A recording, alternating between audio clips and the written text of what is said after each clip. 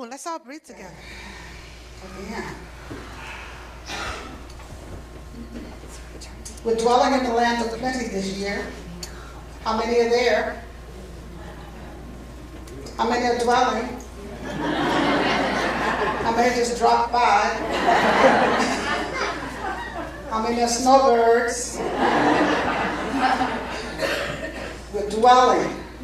We're dwelling and setting up permanent residency this year in the land of plenty. It is not a place that is an imagined or utopian place where there's an abundance of everything where all needs are met, an abundance of everything necessary for all needs to be met. That's not what it is. It's not a utopian place. It's not an imagined place. It's our consciousness. And so as we just continue to expand, continue to open up, continue to let go of clutter as we did last week, continue to clean out our storage bins, continue to recognize that prosperity and abundance are spiritual ideas, and they're both an inside job. As we continue to be in that consciousness, then we get to dwell in the land of plenty. And that's why it's going to take us a whole year to start dwelling and to just get to the place where we are always there. We're not jumping back and forth and traveling all around. We're always, always there. So let's take a deep breath as we just anchor into that place, anchor into that consciousness of abundance. In fact, the theme this month is outrageous abundance. Outrageous abundance. Not just abundance, but outrageous. You know how to say that? Outrageous abundance. Yes, outrageous abundance. And that we're remembering that abundance is defined not by what flows in, but by what flows over. And what flows over is the abundance part. What flows over, what flows in is sufficiency. And we give thanks for sufficiency always. And then there's that overflow. And that's where we want to live always, in that overflow. And so as we just keep moving along, thinking about how we can get to that place of living in the overflow. This week, I'm talking about keeping the green side up. Keep the green side up. And I got that idea from Eric Butterworth's Spiritual Economics. I don't know if you've read that book. But there's a chapter where he talks about money, and that's one of the things we don't talk about a lot, particularly in the religious science church, New Thought churches. We talk about abundance, we talk about prosperity, we talk about all kinds of euphemisms for money. Money is a part of our prosperity also. Money is a part of our abundance also. And we want it to be that. And so we don't shy away from saying the word money. It's not a bad word.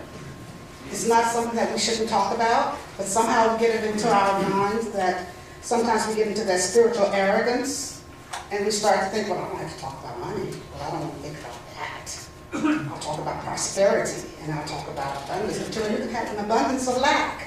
Yes.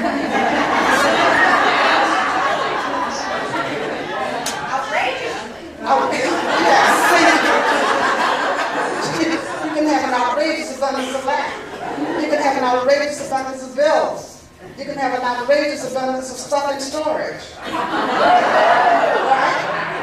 Like a typewriter. So we can have all that stuff in an outrageously abundant amount. But the key is for us to have an outrageous abundance of what we want in our lives. An outrageous abundance of prosperity in our lives. And so that's when we start to really clear out the consciousness and think about money. And keep in mind that money is a medium of exchange. Money is an enabler. It enables us to do the things we want to do in life. It enables us to feed ourselves, to feed our families. It enables us to pay our rent, to pay our mortgages. It enables us to travel. It enables us to put gas in our cars. It enables us to do all kinds of things. And so keeping in mind that money is, as Ernest Holmes says in the treatment for supply, that money must be a spiritual advocate. And so often we want to separate money from God. So often we want to make it be about everything else. And I think that can be from old teachings that we may have. Everybody may not be there, but many of us have heard throughout the ages that money is not a good thing. And the love of money is not a good thing and all that. I just say to you, take a breath and let that go. Take a breath and just let that go. And open yourself up to the idea that money is good. And the reason that I'm saying keep the greed side up, Eric Butterworth talks about the two sides of money. I have a dollar bill here. And when you're looking at the side that has the picture and the writing on it, the dark side, the black side, you look at the four corners first to see what the denomination of the bill is. This is a $1 bill. That means that this is worth $1, not a penny more. And that's what we see, that's what we know when we pick up this money. If we turn it over to the other side, the green side, there's an inscription there, in God we trust. In God we trust. We know that. We've seen that before. But have we ever thought about it when we're looking at the money? In God we trust. There's no separation between God and this money. No separation. In God we trust. So that's the mindset we want to have when we're thinking about money. In God we trust. In God, and so knowing that, Butterworth also says, and Raymond Barker also wrote a book called Money is God in Action. Money is God in action. This is the way that God operates in our lives. Through money, by providing money. If there was some other way, if this was our medium, glasses were our medium of exchange, then this would be valuable to us. But it's not. Money is our medium of exchange. So when we are keeping the green side up, we're remembering that when we're looking at the first side, that's limitation because it's limited to $1. When we turn it over to the green side, it's limitlessness because it's in God we trust. So we go from the limited amount of $1 only to the allness of the green side that says in God we trust.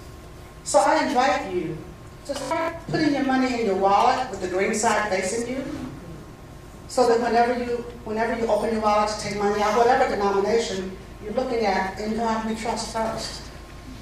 You're recognizing that God is in the midst of all this. And I see people pulling out money looking at it right now. Pulling out money looking at it right now. But have you ever thought about that? For years I've been keeping money on this side in my wallet, so that when I open it up, I don't look at the denomination, I just see, oh, I have money there. In God we trust, and I know that gives me the idea, this is unlimited. An unlimited amount, and that it's a part of the flow. Money is a part of that flow, and we want it to be a part of overflow in our lives, so that we get to experience the things that we want to experience, have the kind of life we want to have, and recognize that the money is just, again, it's just an object. It's what's behind the money that's important. The source, the substance behind the money, the supply behind the money. And that's why we have to keep in our consciousness the idea that God is everything. God is our source. God is our supply. This is not our source. And so sometimes we think that if I just had the money, I could.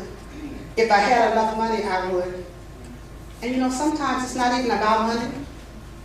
Sometimes you don't really need the money you think you need, because a lot of times you can have a whole lot of money and you still can't get some of the things you want, because it's not about the money. So we need to focus on what it is we want.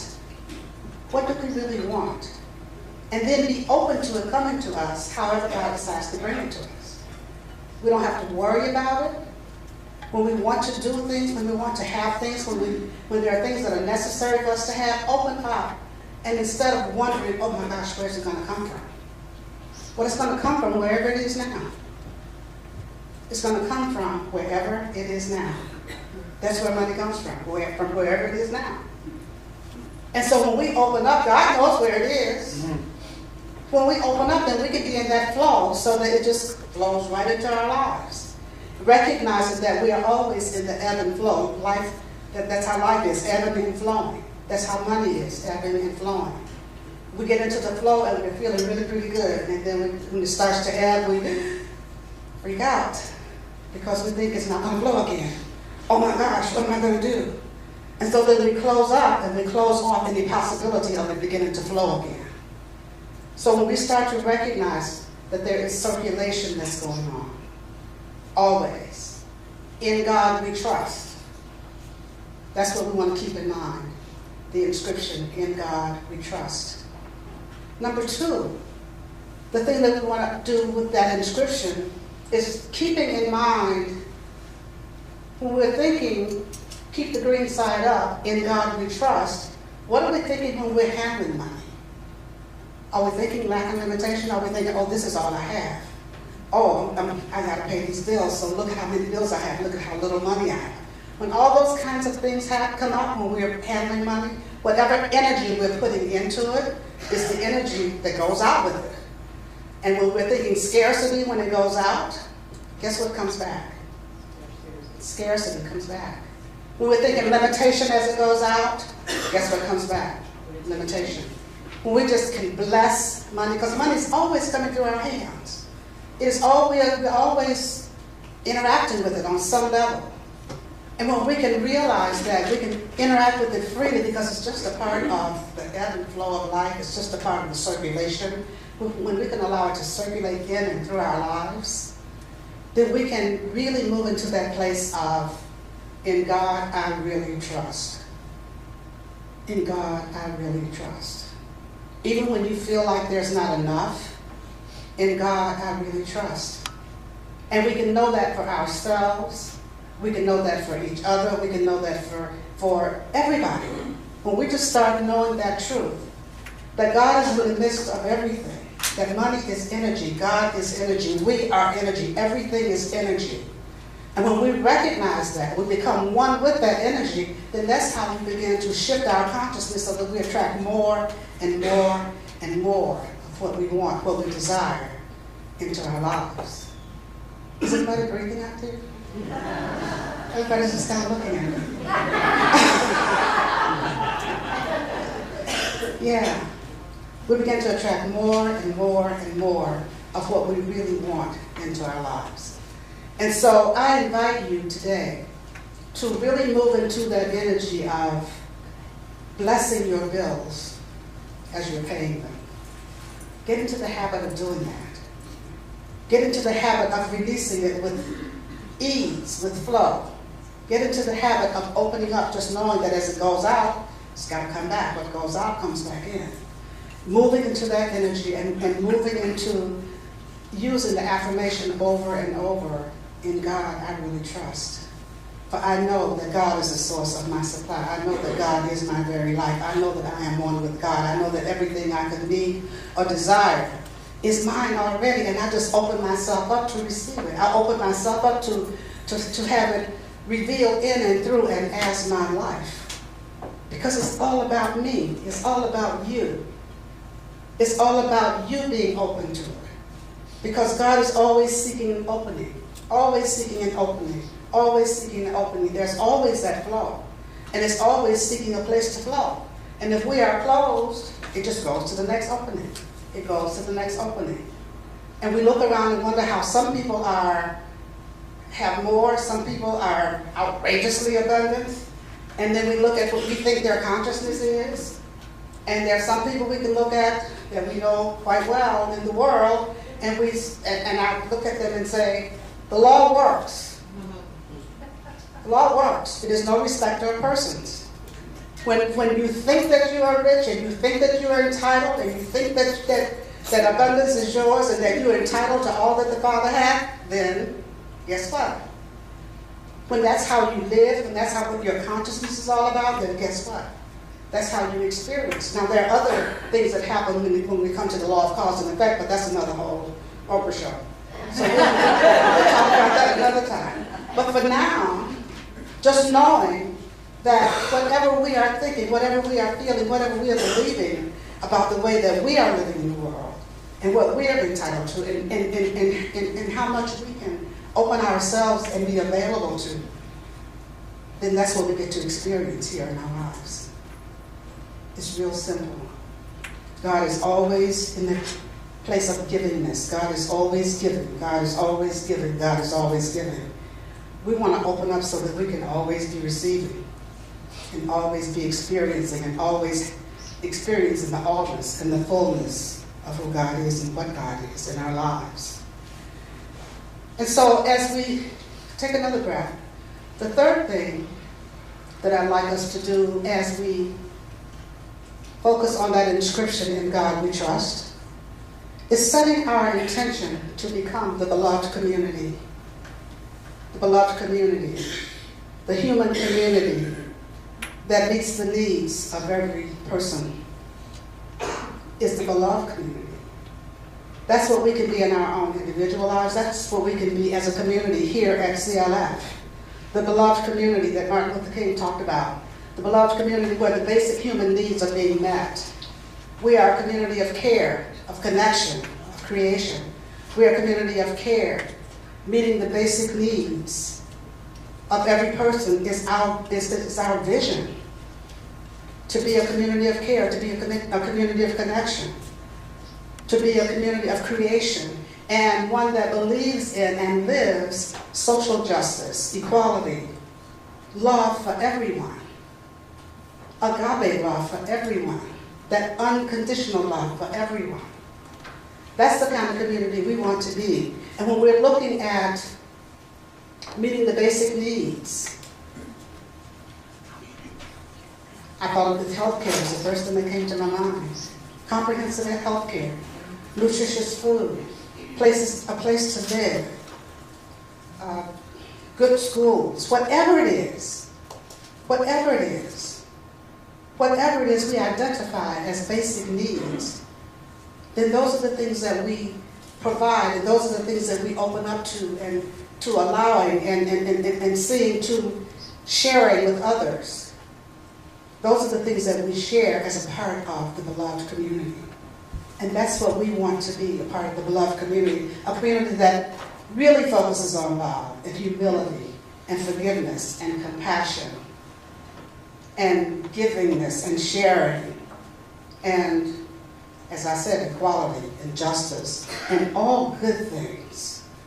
Those are all a part of the dream that Martin Luther King had, that we all would experience all of those things. And you know what those are? Those are gifts of the Spirit.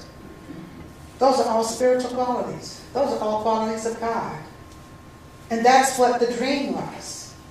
And you know what that dream was of the beloved community? That's the land of plenty. Isn't it? Yes. The land of plenty. We have all the love, all the joy, all the peace, all the harmony, all the balance. Everything. All of our needs are being met in an outrageously abundant way. And that's what we have to want for everybody. Because we are each and all made in the image and likeness and out of God. We are each and all filled with God's love always. We are each and all completely surrounded by the love of God always. We are each and all unique expressions of God according to our own uniqueness. And thank goodness we don't all look alike. Thank goodness we don't all sound alike. Thank goodness we're all unique. That's how God expresses. It shows up in so many different ways as each and every one of us. And so in order to be the beloved community, we just can't be that community here on Sunday mornings. We just can't be that community just when we're here on this campus. We have to be that community out into the world. Take that love out into the world. Take that desire for equality out into the world. Take that desire for acceptance out into the world. Take that desire for inclusivity out into the world. Take that quality of forgiveness and compassion out into the world. Take it out into the world. The world needs it. The world needs what we know. The world needs who we are. The world needs our consciousness.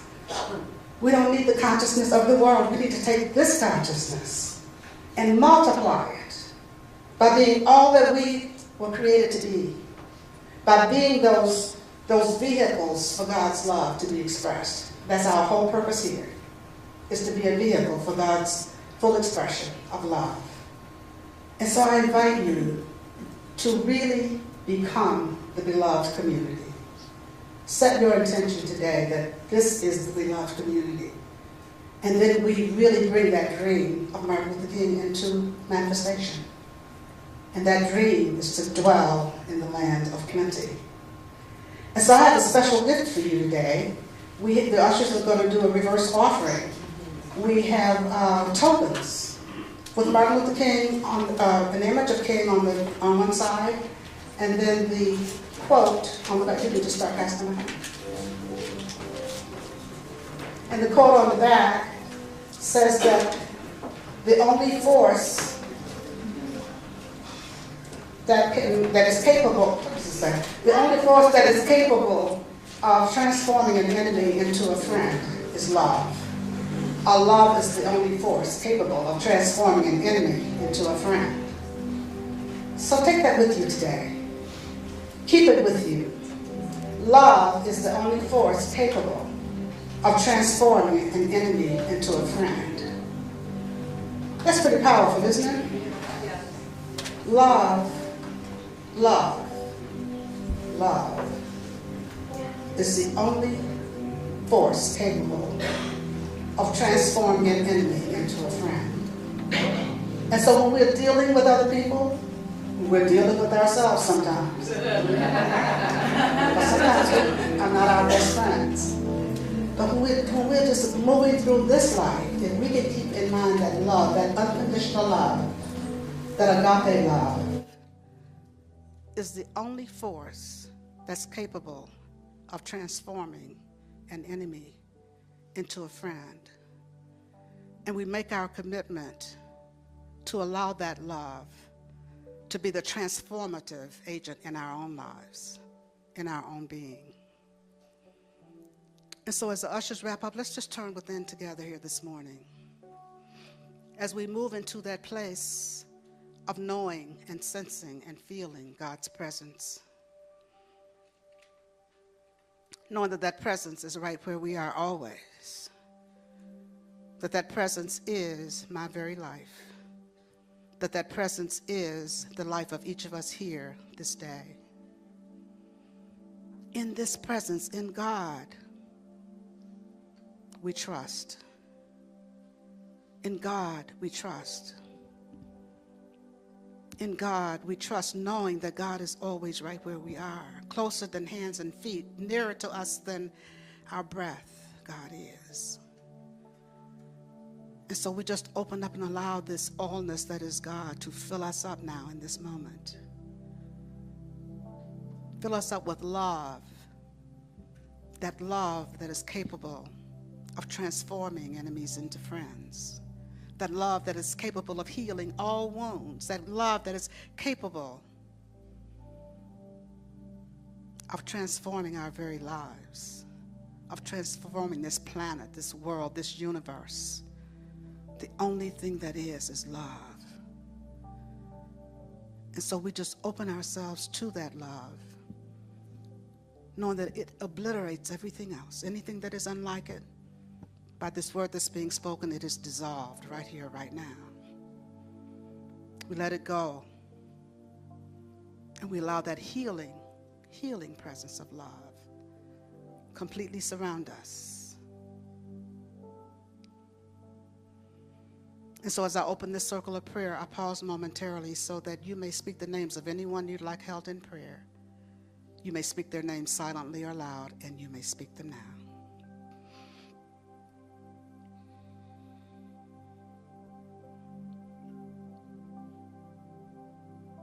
And so for all those whose names were spoken here this day, I know that right where each of them is, God is blessing and keeping them.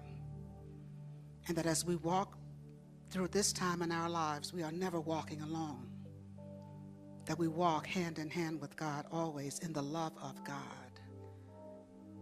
And in this way, I know that we are constantly dwelling in the land of plenty. That place where all needs are met. Abundantly, outrageously abundantly. And so I just say thank you, Father, Mother, God. Thank you, Divine Mother. I'll just allow it to be now. And so it is.